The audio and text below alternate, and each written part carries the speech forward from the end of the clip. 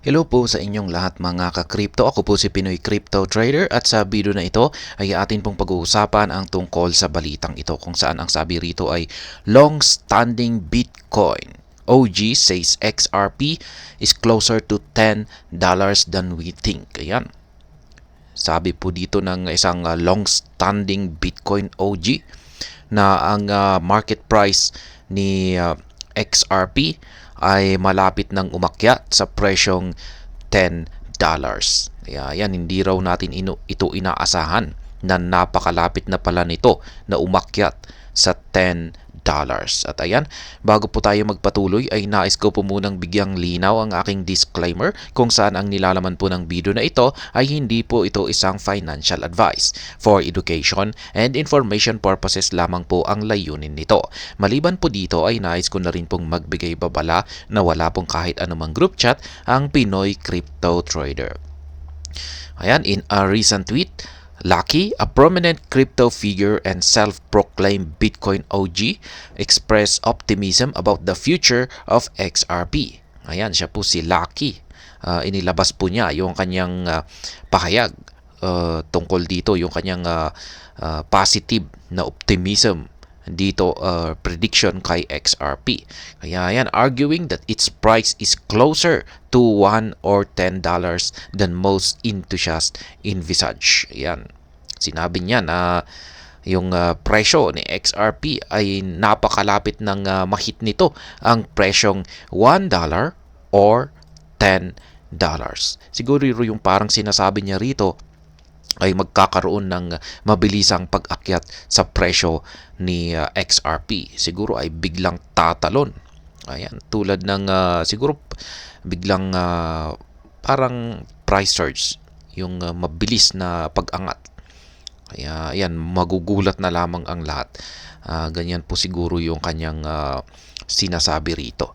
The Bitcoin proponent Lucky with a 2.2 million X followers, ayan, ganyan po karami yung kanyang mga followers, highlighted the various factors that formed the foundation of his optimistic outlook on XRP.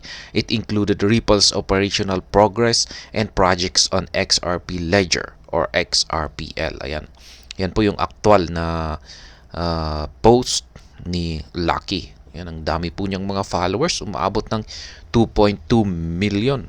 Ibig sabihin ay marami po talaga ang hanga sa kanya at marami sa kanila ang malaki yung kanilang pagtitiwala sa kanyang analysis or pagiging isang financial expert. XRP is closer to $1 or $10. Ayan, Lucky noted that XRP recorded notable double-digit percentage gains from its August dip. According to him, the reasons for the resurgence are discernible and amid several pivotal efforts. Firstly, Lucky pointed out the recently announced collaboration between Ripple and the Pro XRP US-based exchange Uphold. Ayan, yung collaboration daw ni Ripple at saka ang exchange na si Uphold. Yun nga lang, si Uphold ay hindi po supported ang Pilipinas. Hindi po natin pwedeng gamitin ang Uphold. Yan, the partnership is expected to contribute to increased liquidity with the Ripple ecosystem. Lucky believes the Ripple Uphold alliance is just one of the catalysts for the potential growth in XRP's price. Ayan. Mananiniwala si Lucky na yung partnership ni Ripple at ang Uphold na exchange ay isa raw ito sa catalyst or isang dahilan para magkaroon ng isang malakihang paglago ang presyo ni XRP. Furthermore, he mentioned that Ripple has embarked on expanding XRP's utilities on the XRPL with plans to facilitate trading of non-fungible tokens. Ayan. Nag-umpisan daw po ang expansion ni XRP sa kanyang utilities. Ayan, dito kay XRPL. At meron din silang mga plano ayan, sa mga non-fungible tokens. According to the Bitcoin expert, this move could open the door for Ripple to tap into a $1.6 billion market. Ayan. Moreover, Lucky cited significant tractions.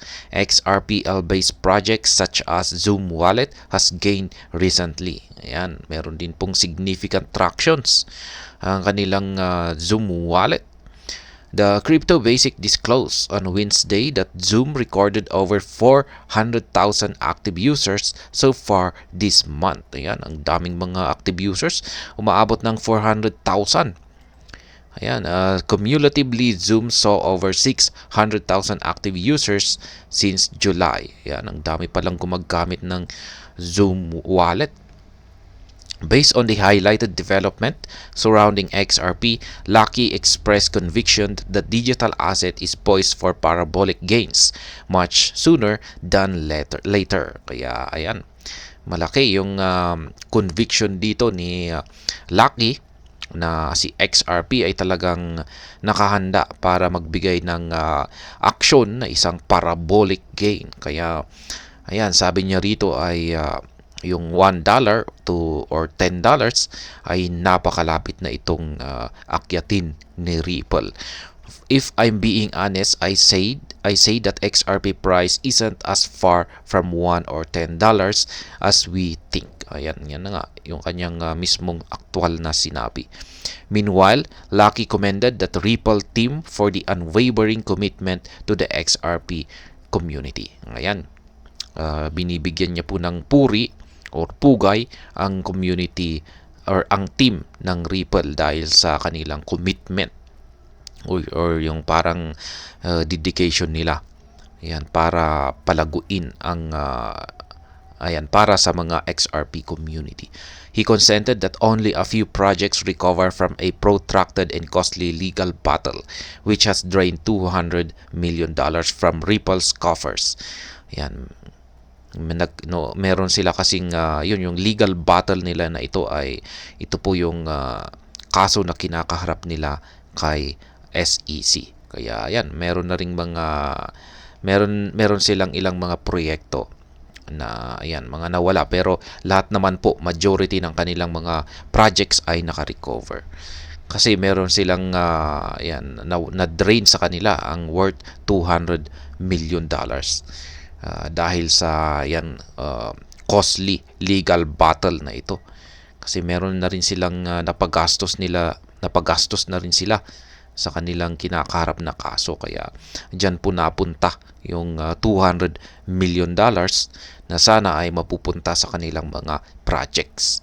Kaya yan, in parallel, Lucky emphasized Ripple's impressive strides in recent weeks.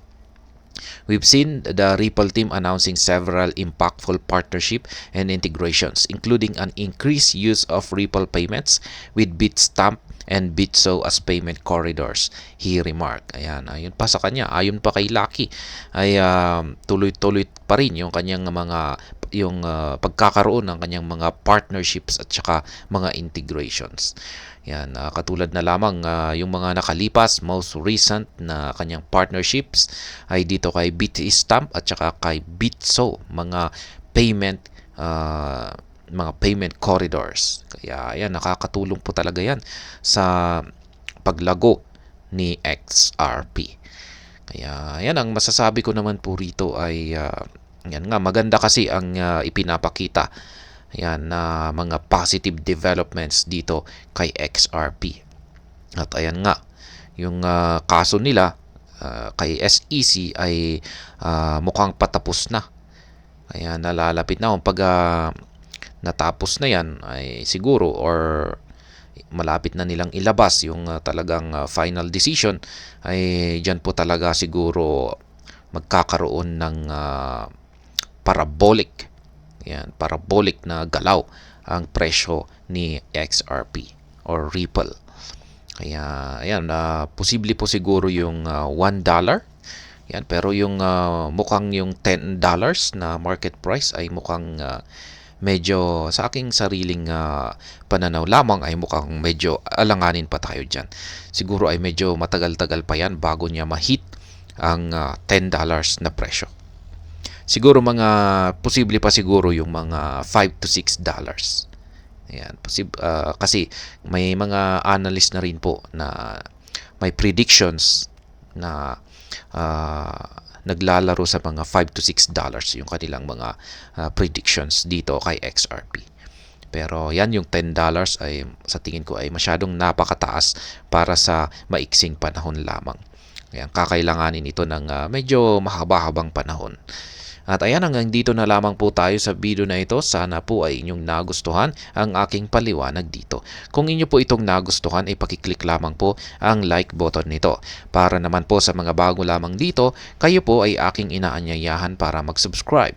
Pakiclick na rin po ang bell icon nito dahil ito po ang siyang magsisilbing notification nito sa mga bago kong videos na akin pong ina-upload sa aking YouTube channel na ito. Marami pong salamat sa panunood. Ingat po tayo lagi at God bless po sa ating lahat.